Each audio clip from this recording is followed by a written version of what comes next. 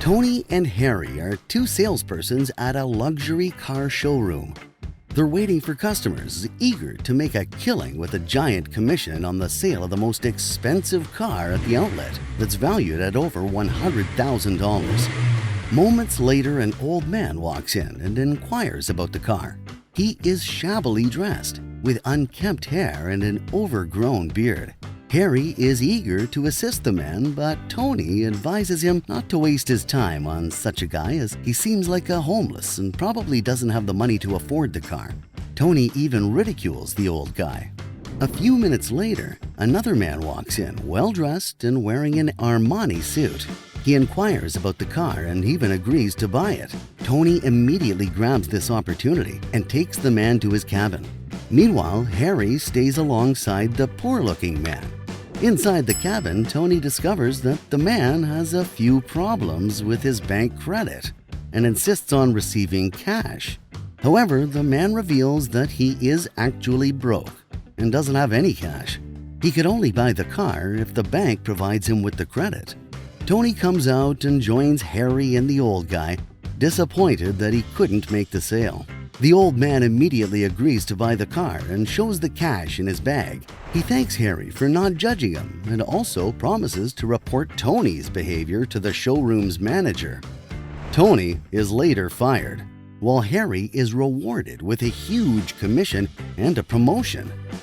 What do you gather from this story? What Tony did here is something we often do, judging others before knowing anything about them. And that's because our mind has been programmed to behave as such. It's part of our evolution. We constantly scan our environment and try to ascertain whether something is good or bad for us. We love and crave for what we judge as good, and we fear and develop aversion for what we judge as bad. This limits our thinking into binaries and disrupts our peace of mind. Can you imagine a color you haven't seen? The answer would likely be no. Just like that, any conclusion you make about something is influenced by your past experience and beliefs. The moment you judge someone, it tells a lot about you as well. As you may have heard before, the moment you point a finger at someone, there are 3 more fingers pointing back at you. So how to get out of this habit?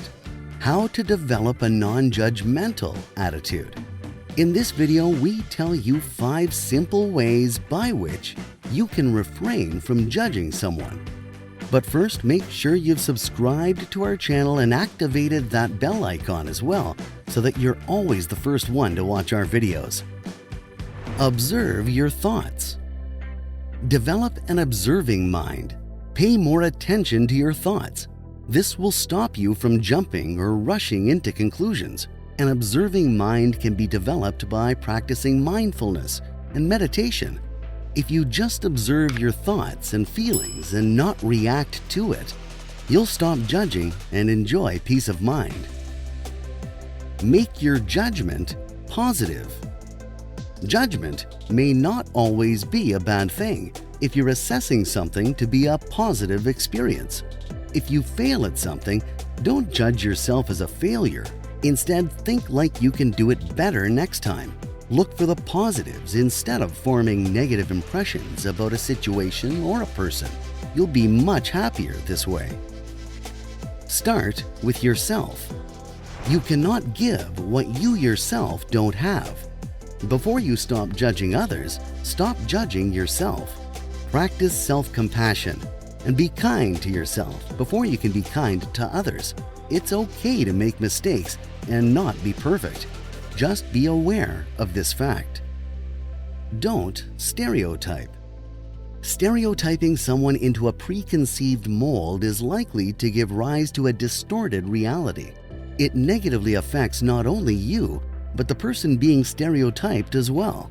On one hand, you will not understand the whole truth. On the other hand, the person being stereotyped will always be bound by the perception others have about him and fail to rise above them. Gender stereotyping at the workplace is often a controversial issue in several business organizations. Women are commonly perceived as too emotional and too weak to handle important positions, which often creates a glass ceiling for them, restricting their growth. In spite of these challenges, we have several women leaders who have made a huge mark in the corporate world.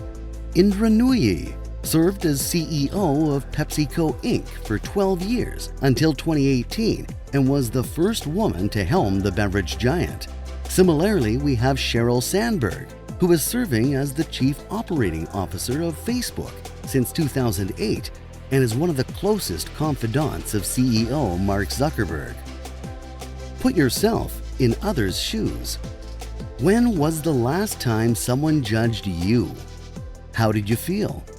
It surely wouldn't have been a pleasant experience. Put yourself in others' shoes and think from others' points of view. If you're aware of how it feels to be judged, you'll most likely abstain from judging others as well. Sometimes, all it takes is a little bit of empathy. And that is it, guys. We hope you enjoyed our show today. Hit that like button and don't forget to subscribe to our channel. Share your thoughts in the comments section and tell us if someone's ever judged you and what effect it had on you. We'll see you guys on the next show.